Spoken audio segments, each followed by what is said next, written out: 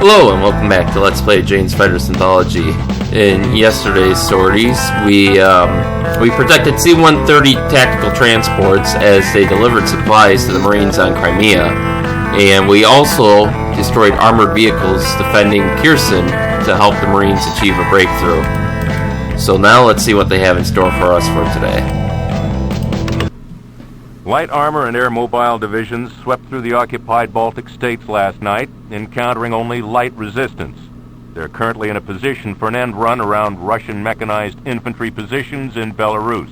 The offensive is shaping up, though casualties have been higher than initially expected due to Russia's experimentation with binary nerve gas and fuel-air weapons.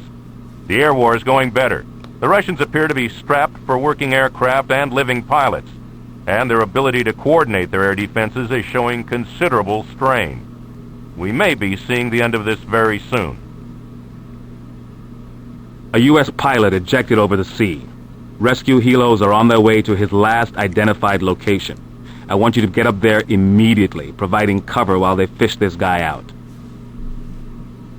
Alright, CSAR, USS Eisenhower, CVN 69. Date, June 2nd, local time, 0700 hours. Weather, clear. Situation, a U.S. pilot ejected just off the coast. Search and rescue helicopters are on the way trying to locate the pilot. Sarancha missile hydrofoils have been spotted nearby. Mission objective, protect the SAR helo from the Sarancha fast attack ships. Order of battle, recommended aircraft F-14B, recommended weapons AIM-9M, AIM-54, AIM-120, threat suppression data, ground opposition, SAMSUM Sarancha missile foils, air opposition unknown. The Marines haven't quite yet made it to Kherson yet, and we see the Army hasn't come in from Poland yet.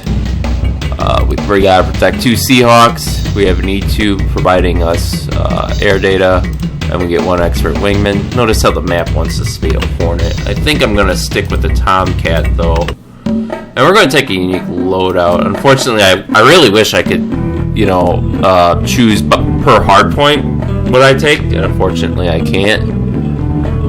So instead, we're gonna try doing, we're gonna take that for a loadout.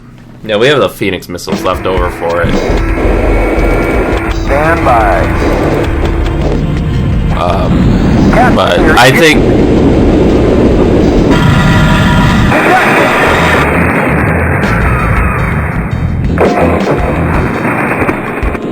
And I'm gonna actually put this in the episode.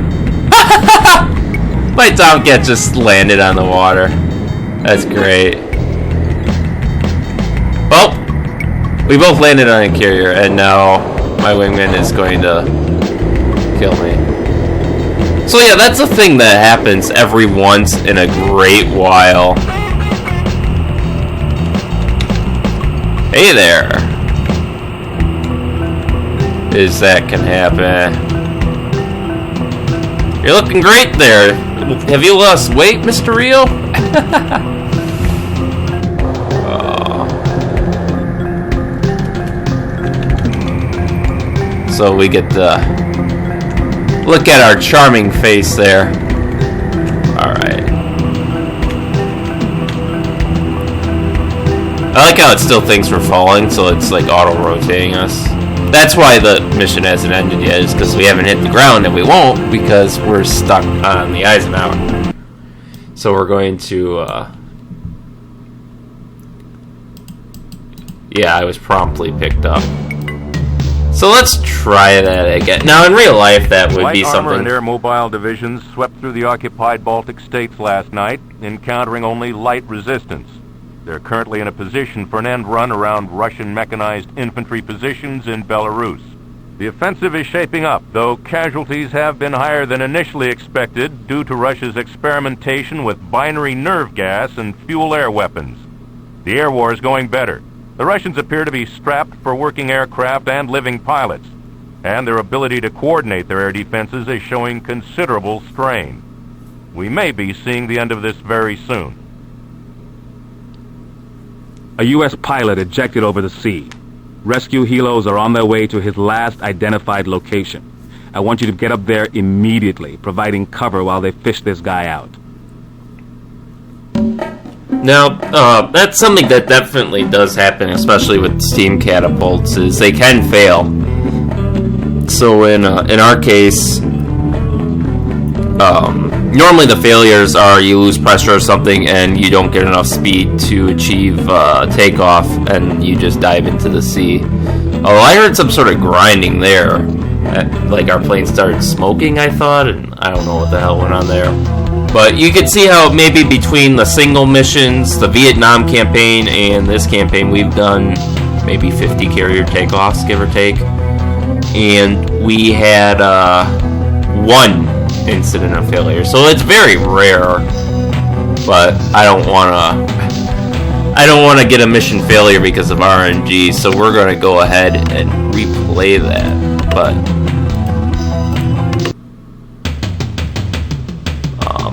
and we're going to take the same loadout again. This, I don't think we had weight issues. I'm betting that the 500-pounders will take out the Saranchas. If not, hopefully they'll at least take out one, and then we can use our wingman for the other. So yeah, let's fly with that. We are cleared for takeoff. Stand by. Standing by.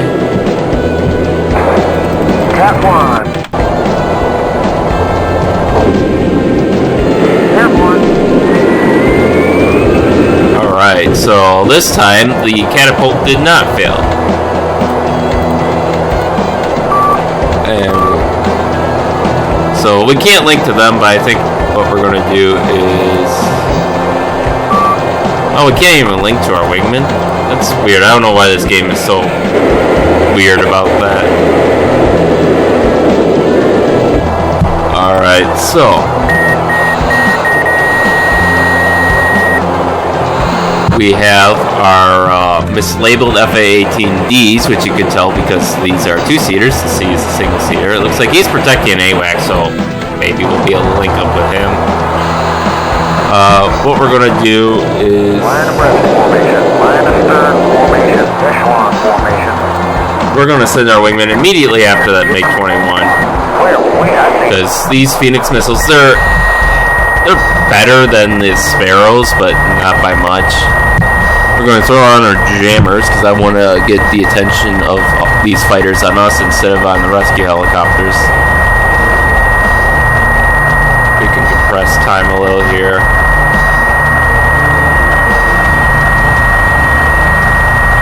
And we're in range, so we're going to fire.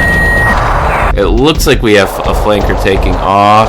I don't see another... He should have crashed into the ground, but the game cheats heavily in favor of the AI. And I don't know why it takes them so long to take off from those fields, too, from those airfields, too. I mean, they kind of just ride the mountain up.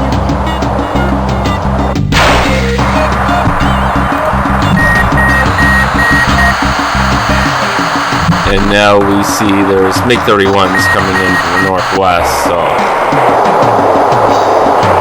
Let's hope our Phoenix keeps tracking.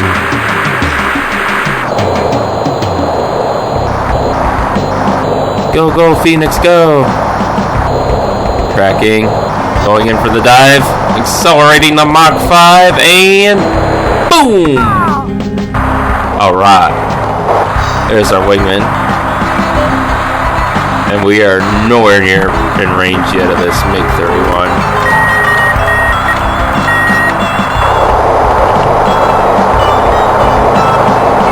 We got plenty of fuel to burn, so not too concerned about that.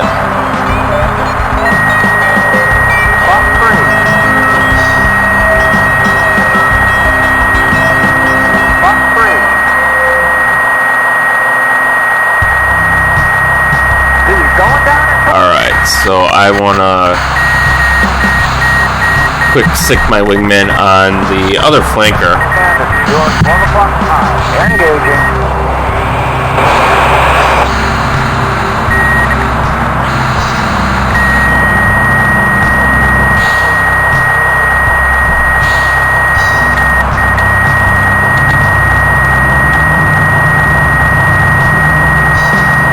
And I don't know if this game models, because in theory our Phoenix is going to be more accurate if we keep a lock on the target, so that way we can keep feeding it MiG cores make course changes for the data link. But I feel like this game, with as old as it is, just it's active from the moment it's off the rail. So now we see the Saranchas down there in the corner of our eye, so we're going to 9 miles. we're gonna dive bomb these suckers. Looks like our Phoenix is still tracking.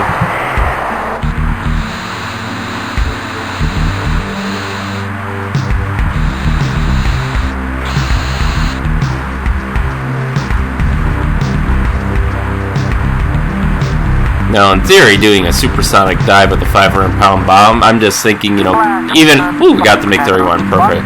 Even with a contact fuse, that's still a ton of kinetic energy, and it's probably going to go at least a little bit through the ship. Or boat, rather, because of how small it is. Yeah, look at that guy go. Okay, so we'll be reliant on our wingman, it looks like, unless a direct hit kills them. And or we'll have to just finish them off with cannons. Either is less than appealing.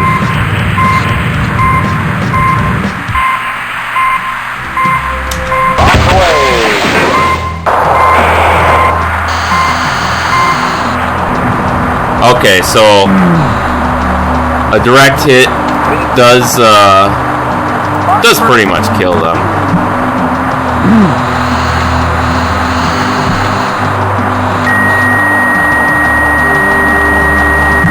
What is he attacking my wingman?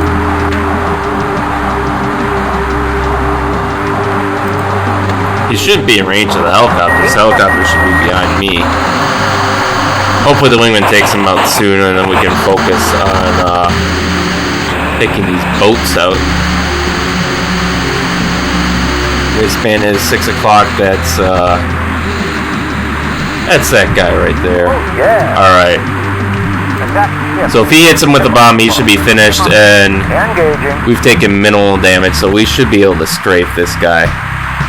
I want to go as close to supersonic as possible.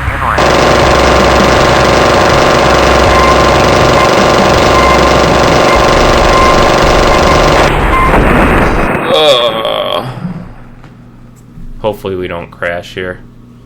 Alright, we recovered from that crash, or near crash rather, so. Nearest span at 3 o'clock high. Let's investigate that, because, oh, we actually didn't take as much damage from that as I thought we would.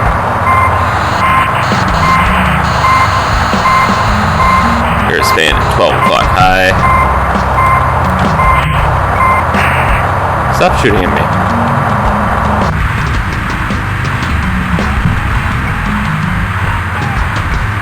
No ground targets.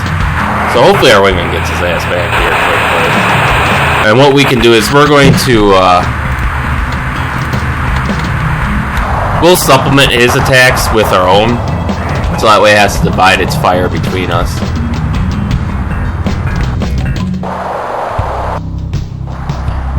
Right now it's locked mostly on me, so that should give my wingman an opening to bomb that sucker.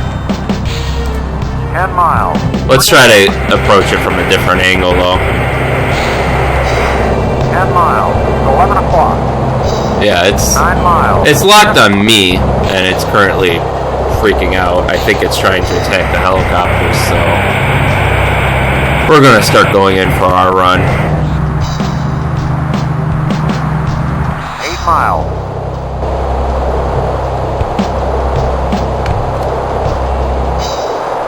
7 miles. If we get close enough, maybe we can jam his launcher too. Yeah, the helicopters are 14 miles out, so they're only 10 miles from this guy. 5 miles. We gotta buy time for them. They won't take too many shots. 4 miles. Wish I knew whether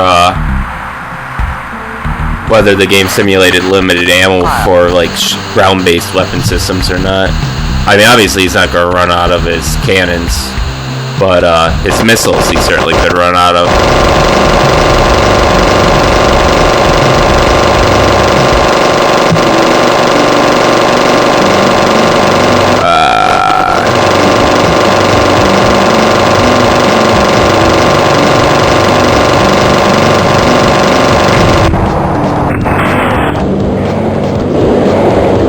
He's just ignoring us.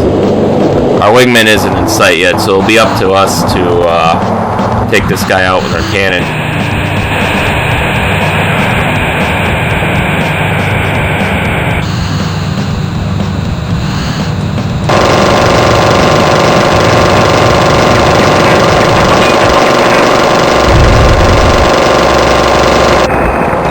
It's a pity the game doesn't represent system damage. Certainly, I think with this, between the shrapnel from that 500-pound bomb and the 300 or so 20-millimeter rounds we put in them, I'd have to wonder how many crew would be dead or wounded, or how many systems would be destroyed. Okay, almost there. Our wingman still isn't in visual sight. He's still acquiring, so we've got a few seconds left at least. Let's finish this.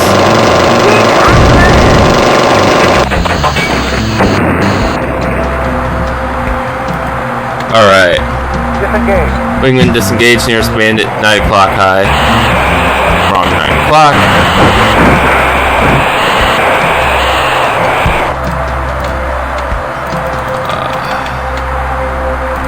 I think that's it, so... Proceed to waypoint Bravo, bearing 124. Descend to Angel 1.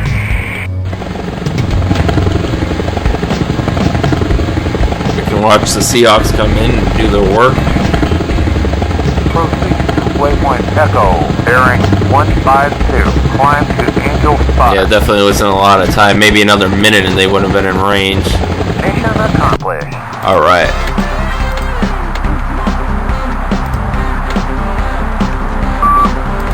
Okay, can't link to that one either. We see the F-18s are landing on the carrier.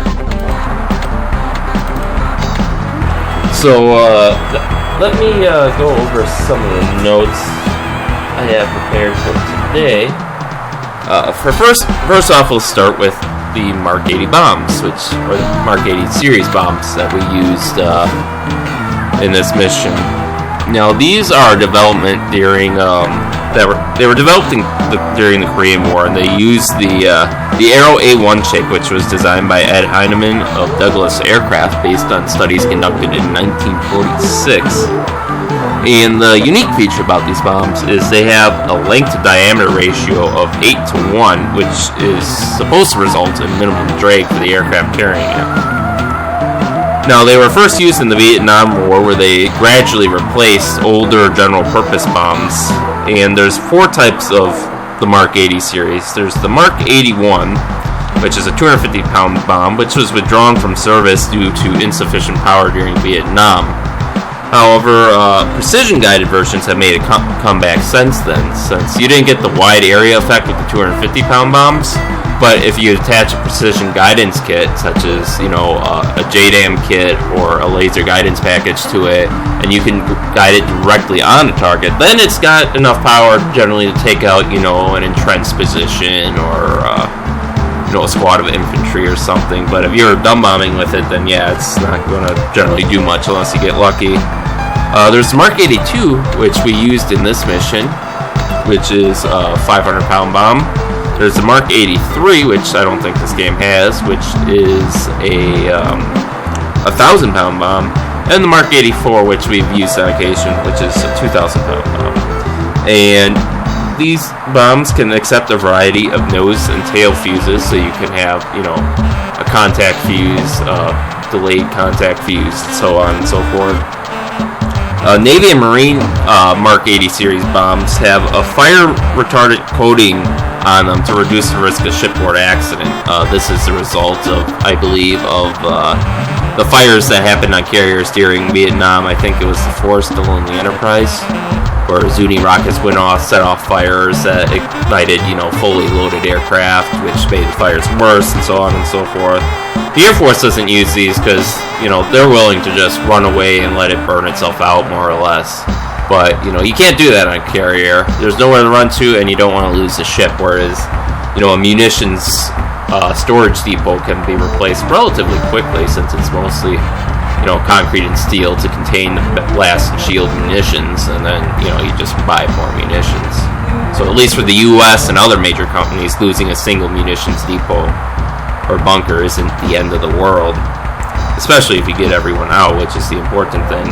But the Air Force doesn't use it because of that, and because it adds 30 pounds of weight to the bomb, so it makes it a little bit heavier, a little bit less efficient to carry, but and there are so-called retarded and bolt-on smart kits that exist. The Mark 82 Snake Eye, which we've used, uses folding metal pedals to slow down its descent. But the Mark 82, Mark 83, and Mark 84 also have a balloon, which is kind of like a parachute that they use to slow themselves. And then some bombs, that are based off the Mark 80 series include the GBU-12D and 16B Paveway 2 bombs, which I believe are basically you add a laser guidance kit to the Mark 82 and Mark 83. And then there's the GBU-24B Paveway 3, which is adding a laser guidance kit to the Mark 84. Likewise, the GBU-38, 32, and I think that's 36 in my notes, or 30, no, sorry, it's 31. Bombs are JDAM bombs, and they basically attach an INS and GPS guidance kit to the Mark 80 series bombs. And that's really all there is to say about bombs. I mean, they're dumb bombs, they're simple. That's about it. Let's go over one more thing, I think. So for that, I think I'll go over the Harpoon, since that was an option we could have used during this mission if we had taken the Hornet. The AGM-84 Harpoon. It's an all-weather, subsonic, over-the-horizon, cease-giving anti-ship missile. And the AGM-84 is air-launched, the RGM-84 is surface-launched, and the UGM-84 is sub-launched. So in 1965, Project Harpoon began with a requirement for a missile for use against surface subs with a range of at least 45 kilometers. Now, the sinking of the Israeli destroyer Elliott in 1967 by I think it was a Syrian or Egyptian Styx missile boat, which would have likely have been a Komar class, I think. Really shocked naval planners, and they made them realize how important anti-ship missiles were. So in 1970, the Chief of Naval Operations Elmo Zumwalt accelerated Harpoon development for use as the principal air-to-surface or anti-ship missile on Navy ships. And with development accelerated, the weapon was eventually introduced in 1977. And it was adapted for use on the Ticonderoga and Burke class destroyers with some bolt-on armored box launchers on both. It was used for the Los Angeles in the UGM-84 version, which basically allowed it to be launched from the canister via the torpedo tube. And then the improved Los Angeles class also used it, and I think they could use either a modified UGM-84 or RGM-84, as they had a small VLS compartment, which I believe they could load with Harpoons. Well, I could be mistaken. Maybe it was only Tomahawks they could put in there. And while technically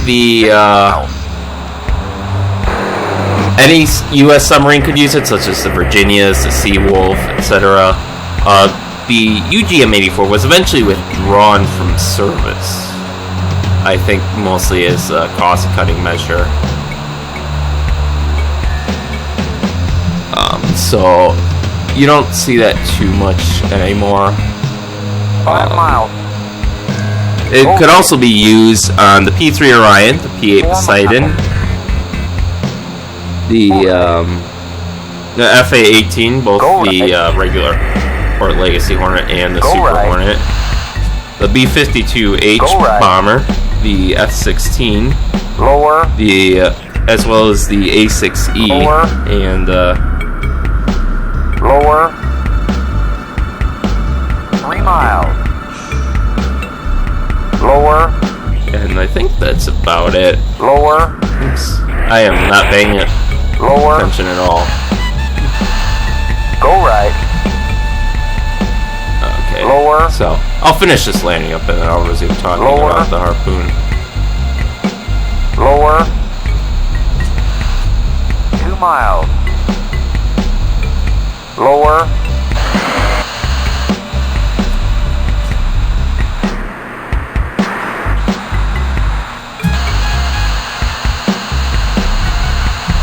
Why does it sound like there's something right next to us? Is that really our wingman making that noise?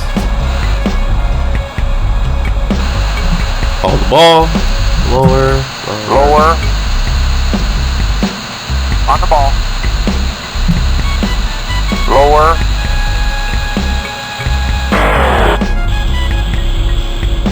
Lower.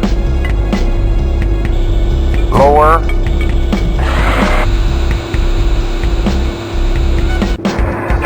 Alright, fair landing. Caught the last wire, but I'll take it. We had fixed our... If we had come down a little bit slower... Oh, hey, the Hawkeye is here, and I think I'm gonna park, I think I'm gonna park over here. Just because there's more room.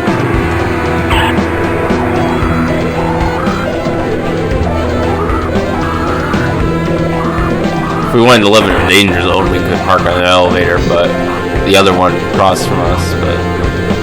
I wish we could manually oversweep our wings, too, for parking purposes.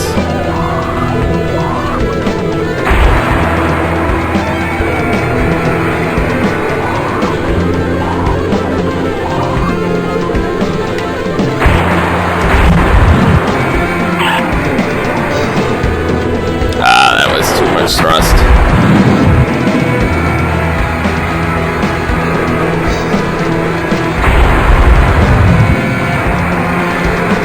Never mind how incredibly illegal I'm sure that is to do on a ship.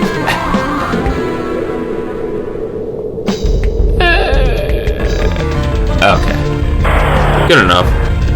Alright, so the, I'm trying to read my notes here. I wrote down what looks like AU-8B, but I have no idea what that's a reference to. I think an aircraft, I would guess, but... I don't know. Let's see. So, yeah, it was withdrawn from subs. I think the B1 might also be compatible with it, although that's extrapolation based on the fact that I do know they're testing the long-range anti-ship missile on it currently, which is supposed to be a replacement for the Harpoon and the Tomahawk anti-ship missile.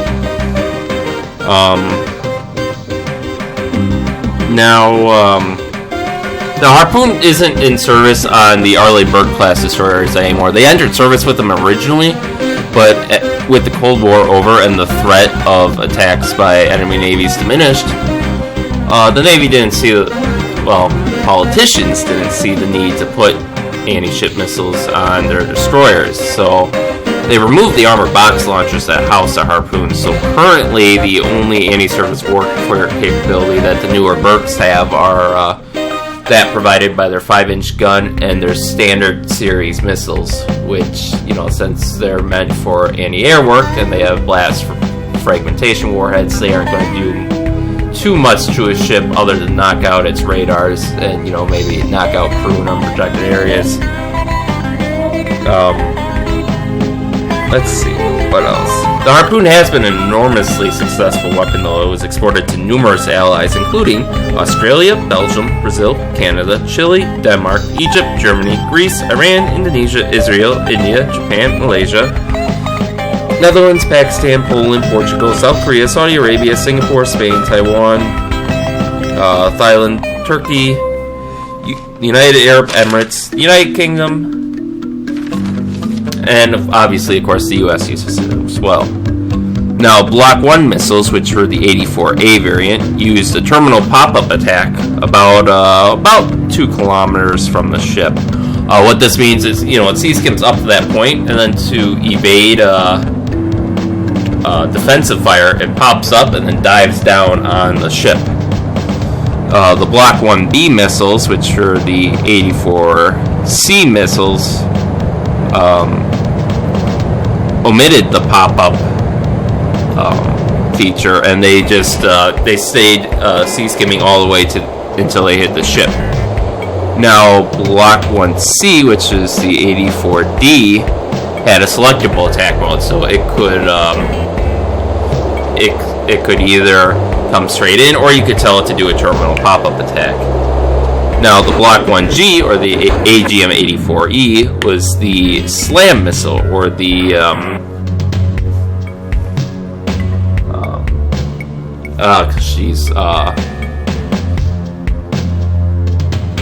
it was something land attack missile.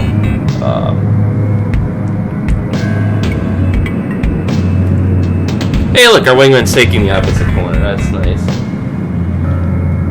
I remember. Standoff land attack missile. Sorry, my mind's a little scattered today. And that we're actually going to talk about in a separate article. Oh, let's wait that our wingman didn't turn around. The Block 2, which is the 84L, offers an expanded engagement envelope. Oh, sorry, I skipped the line here. The Block 1D had a larger fuel tank and re-attack capability, but production was limited by the end of the Cold War, and those were designated Block 84F.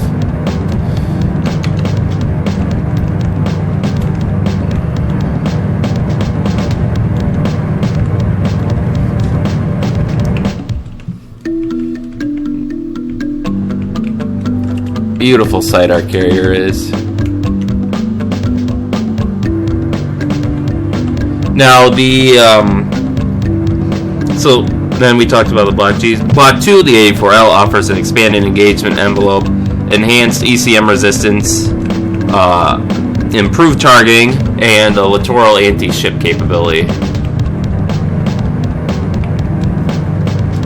And it also incorporates the inertial measurement unit from the JDAM and the GPS and INS systems from the SLAM ER for improved guidance.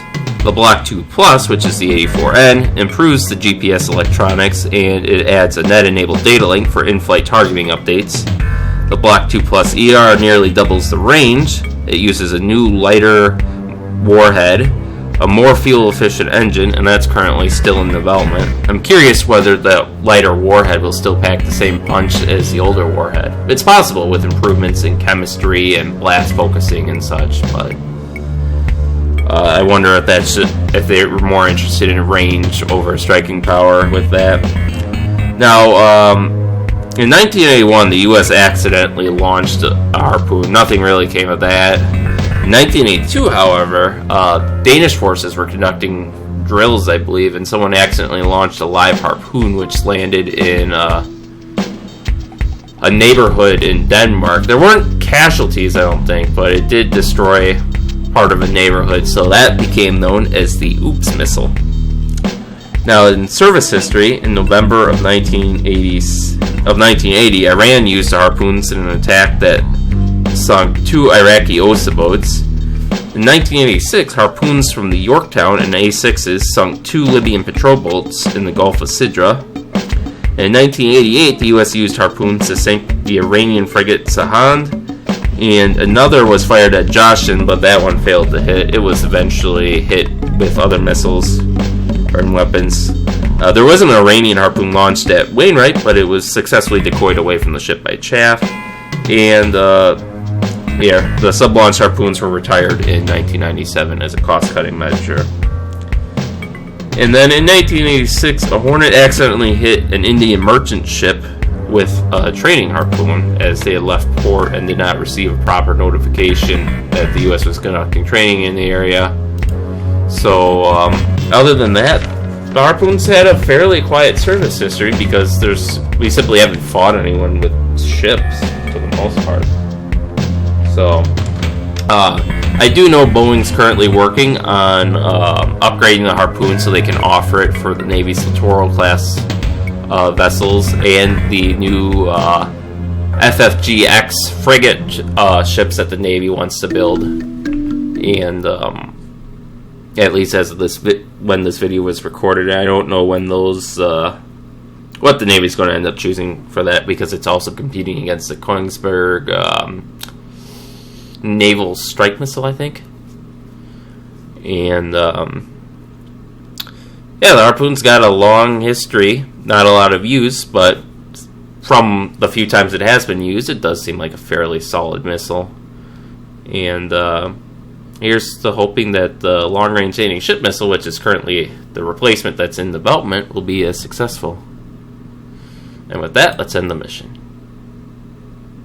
In recognition of uncommon valor and heroic action in the face of extreme adversity, the United States Navy would like to bestow upon you an honor. Look at that, we got a medal.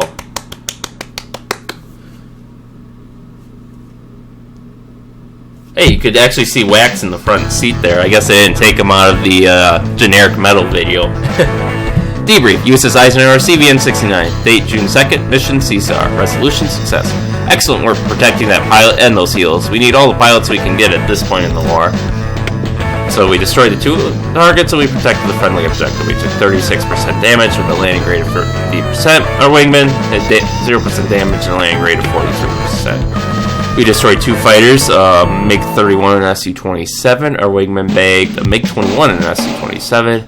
And we destroyed both Saranchas because our wingman, well, it wasn't his fault. We did send them pretty far off to intercept the flanker, but I feel like he could have fired his Phoenix missiles at that flanker quicker and been available faster. So our 2 Phoenixes hit, half of our wingman's Phoenix missiles failed, over half of our gun hit, but we were shooting at ground targets, so all of our bombs technically hit in that sense they caused damage, so we took some AAA hits from the Saranchas. Ooh, gee. I think I'm gonna repair the Tomcat, and then we'll use the rest of the hours on the Hornet. So there's not much damage left to it. That way, we have Tomcats available, and that's it for this mission. So stay tuned next time to see what we do for our afternoon sortie, and we'll see you then.